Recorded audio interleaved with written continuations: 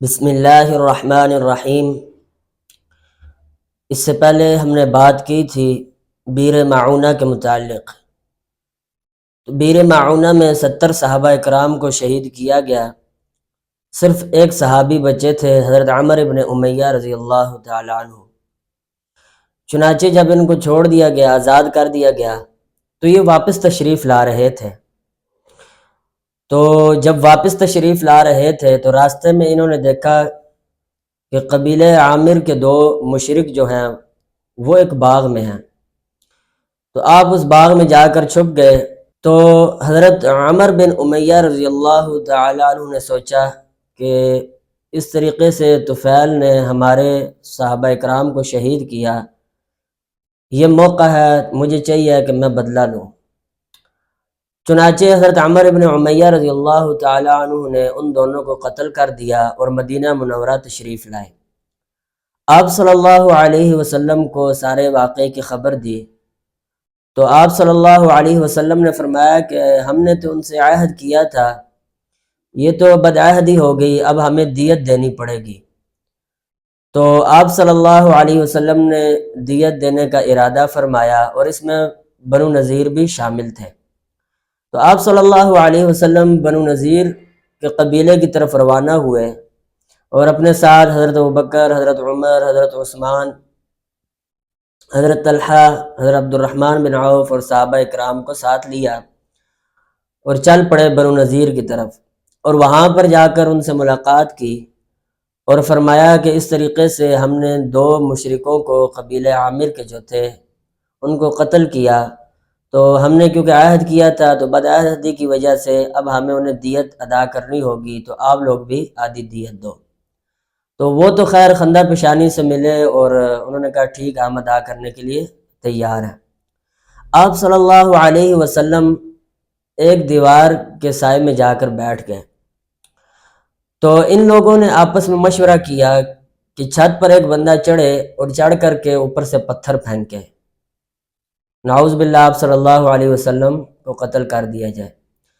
تو ان کا ایک شخص تھا، اس نے کہا کہ خدا کی قسم، رسول اللہ صلی اللہ علیہ وسلم کا جو رب ہے وہ ان کو اطلاع دے دے گا، ایسا نہ کرو۔ خیر لیکن وہ باز نہ آئے۔ تو حضرت جبرائیل امین کچھ دیر بعد تشریف لائے اور اطلاع دی کہ آپ یہاں سے نکل جائیں۔ تو آپ صلی اللہ علیہ وسلم فوراً سے وہاں سے نکل گئے۔ تو صحابہ اکرام نے سمجھا کہ پتہ نہیں کیا وجہ، تو وہ بیٹھے رہے۔ تو کافی دیر ہو گئی تو صحابہ اکرام بڑے پریشان ہوئے۔ تو جب یہ نکلے اور مدینہ منورہ پہنچے تو دیکھا رسول اللہ صلی اللہ علیہ وسلم تو مدینہ میں ہیں۔ تو حضور نے فرمایا کہ اس طرح مجھے اطلاع ملی ہے، یہ لوگ مجھے قتل کرنا چاہ رہے تھے، لہٰذا آپ لوگ سب تیار ہو جاؤ اور بنو نذیر پر جا کر حملہ کرتے ہیں۔ تو حضرت عبداللہ بن ام مکتوم کو مدینہ میں مقرر فرمایا اور صحابہ اکرام کو ساتھ لے کر بنو نذیر کی طرف چل پڑے۔ تو جس وقت بنو نذیر کو پتہ چلا تو وہ لوگ اپنے قلعوں میں گھس گئے اور تقریباً 10 سے 15 دن تک وہ اپنے قلعوں میں رہے اور نہ نکلے۔ تو صحابہ اکرام نے ان کے اسی طرح قلعوں کا محاصرہ کیا اور ان کو نکلنے نہ دیا، بلکہ یہ باہر ہی نہ آئے۔ خیر آخرکار وہ لوگ شکست کھا گئے اور انہوں نے گھروں سے نکل کر کہا کہ آپ جو کہنے کے لیے تیار ہیں ہم اسی طرح کریں گے۔ تو آپ صلی اللہ علیہ وسلم نے فرمایا کہ 10 دن ہے تمہارے پاس، اپنی زمینیں، اپنا سامان چھوڑو، بقدر ضرورت سامان لو اور وہ سواریاں اپنے ساتھ لو کہ جن پر سامان لادا جائے، اتنی سواریاں لے کر یہاں سے نکل جاؤ اور باقی کوئی چیز بھی نہ لے کر جانا۔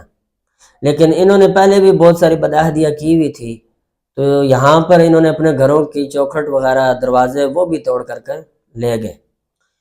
تو آپ صلی اللہ علیہ وسلم نے 10 دن کی مہلت دی تھی، تو وہ لوگ اسی طرح نکل گئے، کوئی شام کی طرف چلا گیا، کوئی خیبر کی طرف چلا گیا، لیکن بنو نذیر کے جو بڑے لوگ تھے، سردار تھے، وہ خیبر کی طرف جا کر انہوں نے پناہ لی۔ تو آپ صلی اللہ علیہ وسلم نے وہ جو مال فے تھا، جس کا سورہ حشر کے اندر ذکر بھی ہے اور یہ اسی موقع پر نازل بھی ہوئی تھی 4 ہجری کے اندر، ربیع الاول کے مہینے میں، تو آپ صلی اللہ علیہ وسلم نے ایک خطبہ دیا، حمد و ثناء کے بعد فرمایا کہ یہ جتنا بھی مال ہے یہ سارا کا سارا مہاجرین میں تقسیم کرنا چاہتا ہوں، تاکہ انصار صحابہ کرام کے اوپر سے ایک بوجھ ہلکا ہو جائے۔ ان کی جو زمینیں ہیں وہ مہاجرین میں تقسیم کرنا چاہتا ہوں، کیونکہ مہاجرین صحابہ کرام جتنے بھی تھے وہ سب جو تشریف لائے تھے مکہ سے لائے تھے، تو مدینہ میں تھے، ان کا کچھ بھی نہیں تھا، تو انصار صحابہ نے ان کو پناہ دی تھی۔